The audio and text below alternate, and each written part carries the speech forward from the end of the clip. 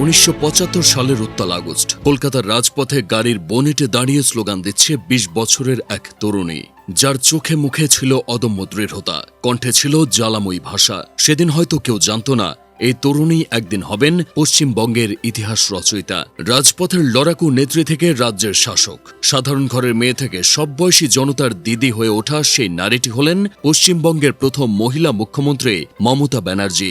অপরাধের বিরুদ্ধে প্রতিবাদী কণ্ঠস্বর আর সুবিধা বঞ্চিত মানুষের অধিকারের পক্ষে কথা বলার কারণে বাংলার জনতা তাকে দিয়েছে অগ্নিকন্যা উপাধি। সাধারণ মানুষের অকুণ্ঠ সমর্থন ও আস্থায় কলকাতা একসময় হয়ে উঠেছিল মমতাদি আর তৃণমূল কংগ্রেসের দুর্ভেদ্য ঘাঁটি। সাদা সুতি শাড়ি আর হাওয়াই চপ্পল পরে মমতা ব্যানার্জির শূন্য থেকে সাফল্যের চূড়ায় উঠে আসা মোটেও সহজ ছিল না। তার দীর্ঘ রাজনৈতিক জীবনের উত্থান পতনের যাত্রা সিনেমার গল্পের চেয়ে কোনো অংশে কম না। নিতান্ত মধ্যবিত্ত পরিবারে জন্ম, ৬ ভাই বোনের সংসারে মমতা ছিলেন সবার বড়। পরিবারের সঙ্গে ছিল না রাজনীতির কোনো সম্পর্ক। রাজনীতির প্রথম ধাপই হল লড়াই। মমতার জীবনে সেই লড়াইয়ের শুরু হয় ১৬ বছর বয়সে বাবাকে হারানোর মধ্য দিয়ে। চিকিৎসার অভাবে বাবার মৃত্যু তার জীবনের গতিপথ বদলে দেয়। ৫ ভাই বোনকে দেখে রাখার পাশাপাশি অর্থকষ্টের মাঝে চালিয়ে যান পড়াশোনা।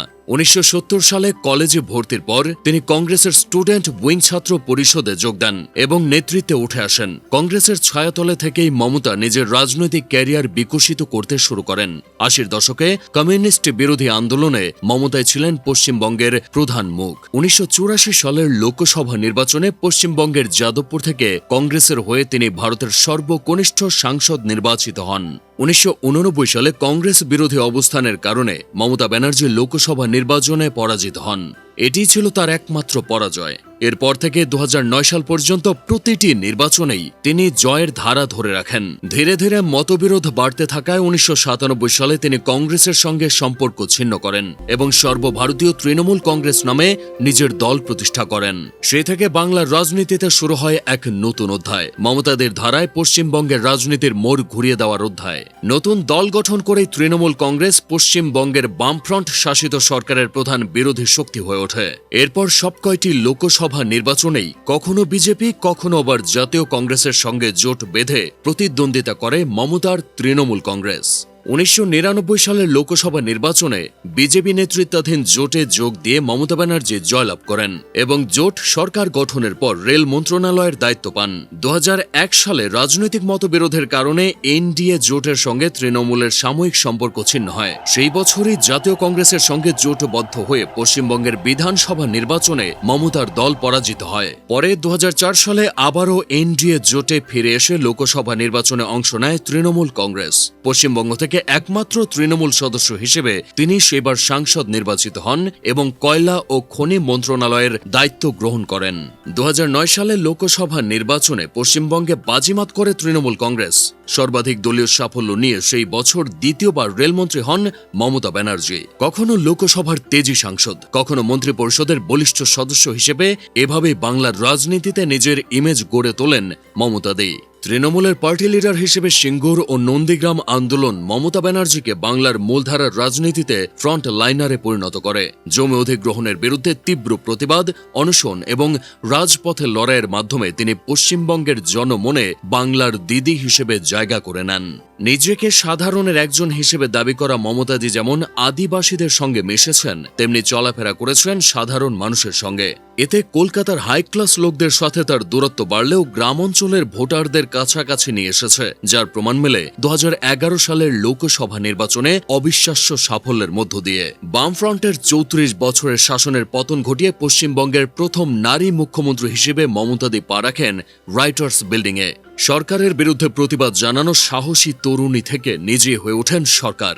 ৯০ সালের এক মিছিলে কমিউনিস্টদের হামলায় মাথার খুলি ফেটে যাওয়ার পরও যেভাবে তিনি আন্দোলন চালিয়ে গিয়েছিলেন, সেই বিজয় আসে সেই রক্তক্ষয়ী সংগ্রামের চূড়ান্ত সফলতা হয়ে। টাইমস ম্যাগাজিনের বিশ্বের ১০০ জন প্রভাবশালী মানুষদের তালিকায় জায়গা করে নেন মমতা দে। আর নিউ ইয়র্ক টাইম মমতাকে অভিহিত করে বার্লিন প্রাচীর ভেঙে ফেলা শক্তিশালী হাতিয়ার হিসেবে। সেই তিনিই পরবর্তীতে হ্যাট্রিক জয়ের মাধ্যমে টানা ৩ দফা পশ্চিমবঙ্গ শাসন করেছেন। রাজনীতিতে নারীদের এগিয়ে এনেছেন, স্থাপন করেছেন আঞ্চলিক নেতৃত্বের শক্তিশালী উদাহরণ হিসেবে। 15 বছরের শাসনকালে মমতা ব্যানার্জি নারী ক্ষমতায়ন, সংখ্যালঘু সম্প্রদায়ের উন্নয়ন, কন্যাশ্রী, রূপশ্রী, সমব্যাধি সহ নানা জনকল্যাণমূলক প্রকল্প চালু করেছিলেন। গ্রামীণ এলাকায় তার জনপ্রিয়তা ছিল অসাধারণ। তার নেতৃত্বগুণেই দিদি শব্দটি হয়ে উঠেছিল একটি রাজনৈতিক ব্র্যান্ড। কিন্তু কালের পরিক্রমায় এখন সেসব শুধুই অতীত। 15 বছরের মসনদ হারিয়ে মমতাদি এখন পরাজিত সৈনিক। 2026 সালের বিধানসভা নির্বাচনে বিজেপির কাছে আকস্মিকভাবে হেরে বর্তমান থেকে মমতাদি এখন সাবেক মুখ্যমন্ত্রী। 15 বছরের শাসনামলে উল্লেখযোগ্য সাফল্য অর্জন করলেও মমতা ব্যানার্জির সরকারের বিরুদ্ধের পাল্লাটাও কম ভারী ছিল না। মমতার শাসনামলে 2016 সালে শিক্ষা খাতে কর্মী নিয়োগে ব্যাপক দুর্নীতি হয়। নিয়োগ বাণিজ্য করে অযোগ্যদের চাকরি দেওয়ায় আদালতের নির্দেশে 25,000-এর বেশি নিয়োগ বাতিল করা হয় এবং তৎকালীন শিক্ষামন্ত্রী সহ অনেকেই গ্রেপ্তার হয়। এটি ছিল তৃণমূল সরকারের বড় কলঙ্কগুলোর একটি। এছাড়া 2013 সালে সারদা গ্রুপের পঞ্জি স্কিমে লাখ লাখ মানুষের কোটি কোটি টাকা লোপাটের ঘটনায় তৃণমূল কংগ্রেসের অনেক নেতার নাম জড়িয়েছিল। 2016 সালের নারদা নিউজের গোপন ভিডিওতে তৃণমূলের মন্ত্রী সহ বেশ কিছু নেতাকে ঘুষ নিতে দেখা যায়। এই বিষয়গুলো মমতার সরকারের গায়ে দুর্নীতির চ্যাম্পিয়ন তকমা জড়িয়ে দেয়। সেই সাথে সরকারি প্রকল্প অনুদান, চাকরি বা টেন্ডার পেতে তৃণমূল কংগ্রেসের নেতাকর্মীদের কমিশন দেওয়ার ঘটনাগুলো জনগণের মনে ক্ষোভ জমায়। তৃণমূল সরকার স্থানীয় সিন্ডিকেট নির্মাণ শিল্প, বালিলি সিমেন্ট ব্যবসা এবং জমিজমার কারবার নিয়ন্ত্রণ করত, যা পশ্চিমবঙ্গের শিল্পায়নের বাধা হয়ে দাঁড়ায়। এসব কেলেঙ্কারি, দুর্নীতি ও জনরোষ মমতার 15 বছরের শাসনের ভিত নড়বড় করে দেয়। মমতার পতনের পেছনে অন্যতম আরেকটি বড় কারণ ছিল আরজি কর মেডিকেল কলেজের হত্যাকাণ্ড। 2024 সালে একজন ইন্টার্নি ডাক্তারকে ধর্ষণের পর হত্যা করা হয়। বিষয়টি নিয়ে গোটা পশ্চিমবঙ্গ উত্তাল হয়ে ওঠে। মমতার সরকার বিষয়টি শক্ত হাতে মোকাবেলা করার বদলে বিতর্ক আরও উস্কে দেয়। এছাড়া আইন শৃঙ্খলার অবনতি, বেকারত্ব, উন্নয়নের ধীরগতি ও দলীয় কোন্দলও তৃণমূলের ভরাডুবিতে ব্যাপক ভূমিকা রাখে। বিজেপি তৃণমূল সরকারের বিরুদ্ধে এসব ক্ষোভকে কাজে লাগিয়ে ভূমিধস জয়ের মধ্য দিয়ে প্রথমবার পশ্চিমবঙ্গের সরকার গঠন করতে সক্ষম হয়। ভোটযুদ্ধের এই পরাজয়কে নিজের দলের ব্যর্থতা হিসেবে মেনে না নিয়ে মমতাদি নির্বাচনে কারচুপি, গণনায় অনিয়ম, ফলাফল ম্যানিপুলেট করার অভিযোগ করেন। তার মতে নির্বাচনের আগে বিশেষ সংশোধন প্রক্রিয়ায় 90 লাখের বেশি ভোটার বাদ দেওয়া ছিল সেন্ট্রাল বিজেপি সরকার ও নির্বাচন কমিশনের একটি চাল। কেননা এর অধিকাংশই ছিল সংখ্যালঘু মুসলিম ভোটার ও তৃণমূল সমর্থিত ভোটার। তবে ভোটযুদ্ধে ব্যালট সংখ্যা ছাড়া কিছুই কথা বলে না। আর সেই সংখ্যার লড়াইয়ে মমতার পরাজয় অবাক করা হলেও দিনের আলোর মতো পরিষ্কার। দীর্ঘ 15 বছর রাজ্য শাসনের অবসানের পর মমতাদি এখন দাঁড়িয়ে আছেন নতুন এক চ্যালেঞ্জের সামনে। আর তা হল মুখ্যমন্ত্রী হিসেবে কামব্যাকের চ্যালেঞ্জ, যেখানে তার সবচেয়ে বড় দায়িত্ব হবে নিজের দলকে টিকিয়ে রাখা। কেননা ইতিহাস বলে পশ্চিমবঙ্গের রাজনীতিতে হেরে যাওয়া দল দ্রুতই ভেঙে পড়ে।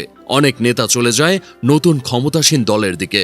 এই কঠিন পরিস্থিতি মোকাবিলা করে মমতা ব্যানার্জি কি পারবেন ফিনিক্স পাখির মতো ফিরে আসতে, নাকি হারিয়ে যাবেন পরাজয়ের গ্লানি গায়ে জড়িয়ে? উত্তরটা সময় বলে দেবে।